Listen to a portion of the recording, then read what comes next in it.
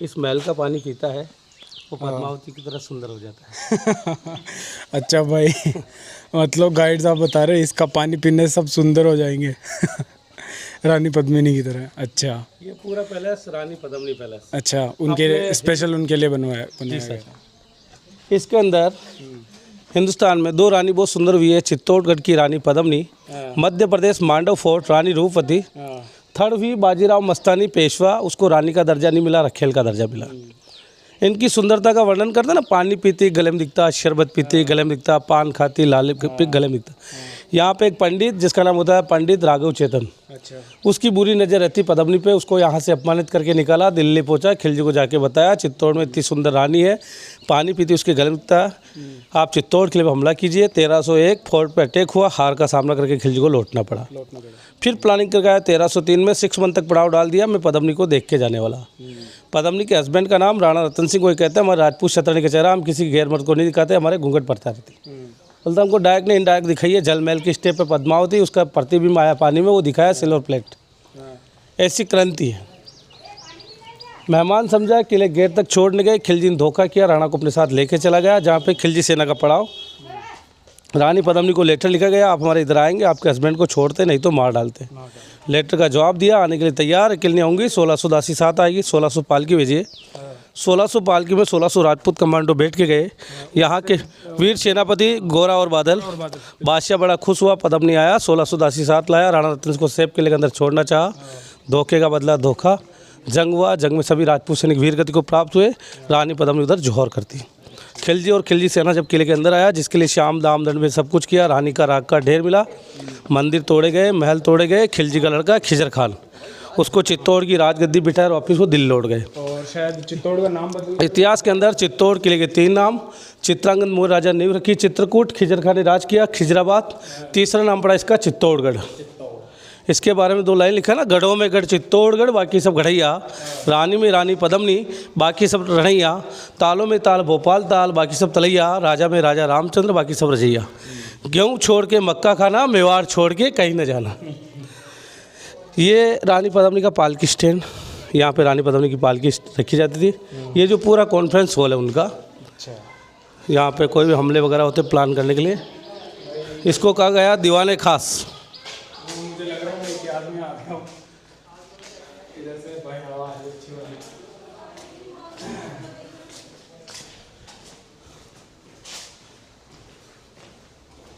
Silver plate था, उस ज़माने में आईने का आविष्कार नहीं हुआ था।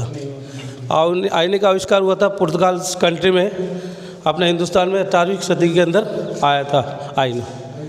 ये रानी का जल महल, सामने जल महल, देवी पद्मिनी। अभी मई महीना चल रहा है, बारिश पानी बहुत ख़त्म हो चुका है, बाकी जब वाइट कमल लगते हैं, वाइट कमल भी लगना है। अभी मैं क्या गर्मी में आ गया घूमने, पानी अभी सूखा हुआ है, बारिश जब मौसम होगा चारों तरफ पानी भरा रहता है। तो स्टेप जो बने हैं नीचे गेट के नीचे, उन स्टेप पे पद्मिनी, उसका प्रतिबिंब पानी के अंदर आता है, वो प्रतिबिंब इधर आइएगा,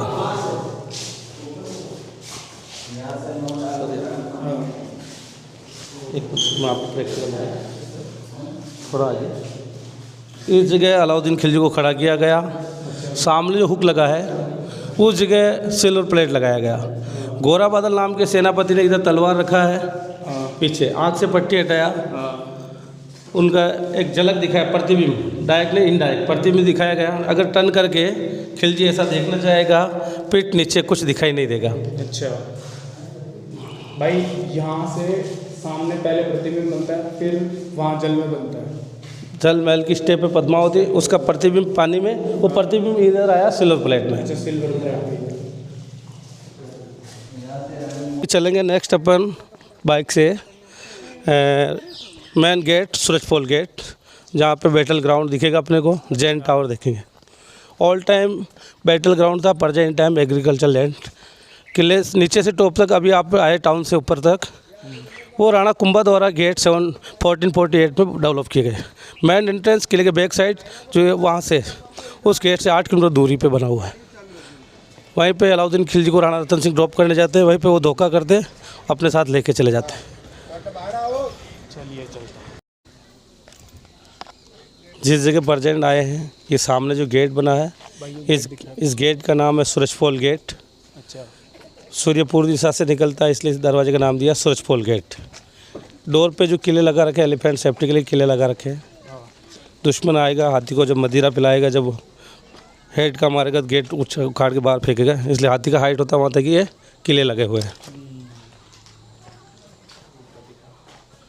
और सामने जो पूरा ग्राउंड है, प्रेजेंट टाइम एग्रीकल्चर का लैंड है, ऑल टाइम बैटल फील्ड था ये। अच्छा। सामने जो फर्स्ट पहाड़ी देखते हैं, उस पहाड़ी का शेप ऐसा जैसे कोई कुंभकर्ण लेटा हुआ है, सोया हुआ है। एक मिनट, हेड ये जो सामने पहाड़ी दिख रही है आपको, ये कुंभकर्ण पहाड़ी है। इसका शेप ऐसे, इसका नाम दे दिया कुंभकर्ण पहाड़ी। और ये जो ग्राउंड आपको पूरा दिख रहा है, ये बैटल फील्ड था, पर अभी तो खेती बाड़ी के लिए यूज़ हो रहा है ये। और वो ये जो पूरा जो श्रृंखला है, ये अरावली श्रृंखला है, अरावली श्रृंखला जो गुजरात ईडर से लेके दिल्ली तक टच होता तक है। और सबसे बड़ी दुनिया की श्रृंखला। सबसे प्राचीन पर्वतमाला है भाई ये। जी सर। इसका नाम है Jain Kirtistambh, tower of fame. 12th century के अंदर में जैन पार्ट होते हैं, एक श्वेतांबर एक दिगंबर, इनके 24 तीर्थंकर होते हैं। उस जमाने में कोई संसाधन नहीं थे, जिजिया शाह 101 मेंबर को जर्नी करने लगा, सही सलामत लौट के आए। उस जर्नी को यादगार रखने इस टावर का निर्माण कराया। इसको बनाया 7 फ्लोर, 75 फीट हाइट, 57 स्टेप, ऊपर से ओपन, इसको कंपल्सरी 35 साल से लॉक किया हुआ है। इसके अंदर जैन आर्ट, विजय स्तंभ जो अपन ने देखा उसमें हिंदू आर्ट था, इसमें जैन आर्किटेक्चर, पूरा जैन आर्ट ही है। वो कीर्ति स्तंभ है। ये जैन कीर्ति स्तंभ। यह है कीर्ति स्तंभ, जैन धर्म की आस्था का केंद्र।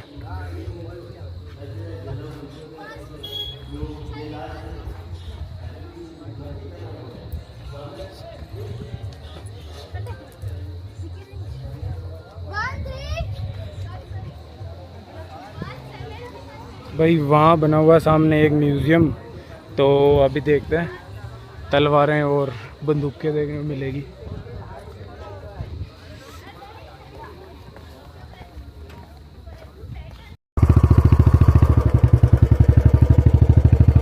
भाई ये है म्यूज़ियम, चित्तौड़ म्यूज़ियम, चित्तौड़गढ़ का। सामने टिकट काउंटर, अभी टिकट लेते हैं और फिर उसके बाद में अंदर से देखते हैं इसको, अंदर कैमरा अलाउड है या नहीं है। अच्छा, ये भाई पुरपाषाण काल औजार, अच्छा औजार है भाई, ये इस तरफ भी रखे हुए। ये पुरातात्विक विभाग की चीज़ें हैं भाई। और यहाँ पे मेन मुख्य चीज़ ये दिखाता हूँ। अच्छा, ये छोटे तीर है, ये एक्चुअल में जैसे किसी ने कवच पहन रखा हो उसको भेदने के लिए, या फिर बिल्कुल ये जो है ना, इसकी नोच पे है। हाँ, नो अपने की मात्रा लगी जाती है। हाँ, दुश्मन को अरेस्ट करना तो कम मात्रा में, उसको बिल्कुल खत्म। जहर वहर लग जाता था। हाँ, सही है। ये भाई कुलाड़ियाँ रखी हुई है यहाँ, तबर कुलाड़ी। अच्छा, और ये हैं भाले। आप एक बार भाले का साइज देखो भाई, कितना लंबा भाला है। और ये एक मेवा, मुगल आर्ट से नहीं, हाँ हाँ हाँ भाई, ये कवच देखो लोहे का बना हुआ है, और इस योद्धा ने हाथ में भाला पकड़ रखा है। ये है भाई फर्श से।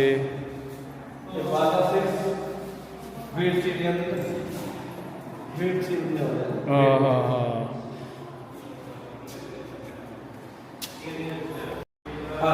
आसा, इसको भाई हाथ में पकड़ के चलते थे वो। ये जाल में अपने अंकुश के लिए घोड़े आदमी को। अच्छा, तो वो चांदी का बना हुआ है। अच्छा, अलग अलग धातुओं के बने हुए।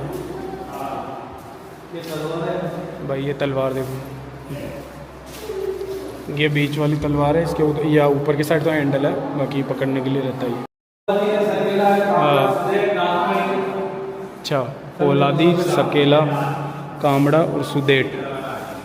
तलवार पोलादी, सकेला, कामड़ा, काफ़ी वजनदार लग रही है, ऐसे एक खंडा तलवार की तरह है। ये ढाल है और ये शमशीर है भाई। इन तलवारों को शमशीर कहते हैं, जो मुड़ी हुई रहती है। इसमें देखो काफ़ी बड़ी तलवार। अच्छा ये सिल्वर की हाँ, है, ये सिल्वर प्लेटिंग करी हुई है भाई इस पे। और ये बंदूकें हैं।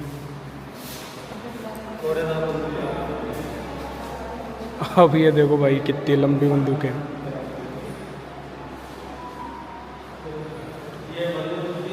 नाड़, ये है महाराणा प्रताप। नहीं सर, ये जो स्टेचू बना रखा ना, हाँ एक्चुअल में क्या उस जमाने में राजपूत की जो बॉडी होती है, हाँ हेल्थ हाइट हमेशा ऐसी रहती है, बिल्कुल। ये दर्शाया गया। और अच्छा ये एक सभी ऐसे योद्धा ही को, थे। हाँ अब एक मेंबर 25-30 पे भारी पड़ेगा ये, बिल्कुल। वैसे फेस का जगह सभी ऐसे ही थे। इनको कौन युद्ध में हराएगा? कौन नहीं हरा सकता, बिल्कुल।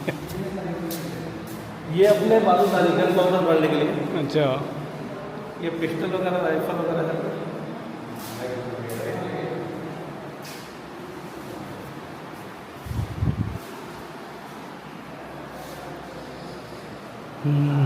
ये छोटी पिस्तल है। सब चले कोटा घूमने वाली सब। ये कटार है भाई,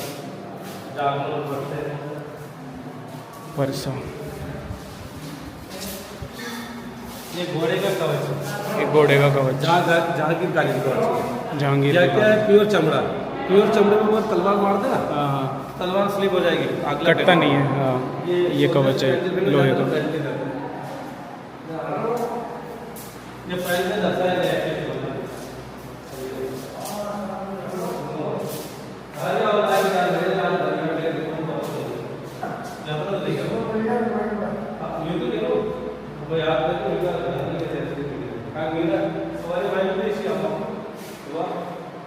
भाई ये गोरा बादल का स्टेचू बना हुआ है यहाँ पे। और नॉर्मल क्वीन कैसे दिखती है अच्छा सुंदरता में, अच्छा, वो दर्शाया गया स्टेचू। इस स्टेचू में दर्शाया हुआ है। और ये दासी पन्ना था, ये उनकी ये मूर्ति। और ये स्ट्रक्चर, ये शिव मस्तक। अब भाई देख लो, इतना ही बड़ा वो शिवलिंग होगा। अब कुंभा जब बैठते थे तो बराबर में तिलक करते थे। ये तीसरा आँख बनी हुई है। और ये मीराबाई है, कृष्ण भक्ति में मग्न। अभी मैं आपको पूरा किले के बारे में, जो कविता मैंने 4वीं-5वीं क्लास में पढ़ी थी, जो उसमें क्या पूरा राजस्थान के इतिहास और उसमें इंक्लूड हो ही जाएगा।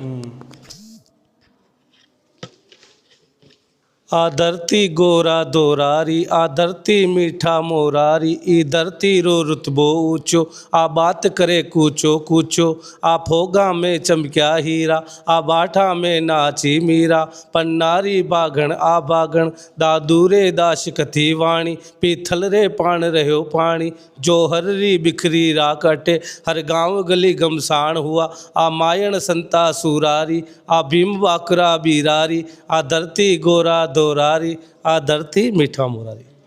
बिल्कुल राजस्थान की धरती है। अभी जो आपने गाइड साहब के मुंह से कविता सुनी, ये राजस्थान के बच्चों को सिखाई जाती है यहाँ पे। कहते हैं राजस्थान का बच्चा बच्चा वीर है, इसीलिए है क्योंकि उनको बचपन से उनको सिखाया जाता है भाई, लोक कथाओं में, लोकगीतों में, कि उनके पुरखों ने कितने बलिदान दिए हैं, कितने वो लड़े कटे हैं, कितने मरे हैं वो। पानी पी के आता हूँ भाई। अभी अपन आ गए तोपखाना बिल्डिंग। अभी ये देखो अंदर से तो अंदर सबसे बड़ी तोप जो बाबर से छीन के लाए थे राणा संग्राम से। अच्छा, तो इसकी लंबाई पीछे तक हाथी से खींची जाती है। इसको कम से कम ये 25 फीट 30 फीट लंबाई है इसकी, जो पीछे तक बैक।